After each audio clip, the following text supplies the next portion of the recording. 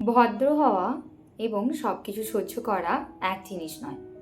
অনেকেই মনে করেন হাসি মুখে সব কিছু মেনে নিলে ভালো মানুষ হওয়া যায়, কিন্তু বাস্তবে আপনি যখনই নিজের প্রয়োজনের আগে অন্যের প্রয়োজনকে গুরুত্ব দেন, তখন আস্তে আস্তে মানুষের কাছে আপনার সীমাটা অদৃশ্য হতে থাকে।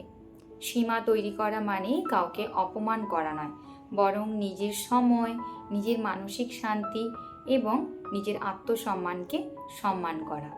যেখানে আপনার কথা বারবার উপেক্ষা করা হয়, আপনাকে বারবার ব্যবহার করা হয়, সেখানে না বলাটা কোনো অসম্মান নয় বা অভদ্রতা নয়, সেটা হচ্ছে আপনার আত্মসম্মান।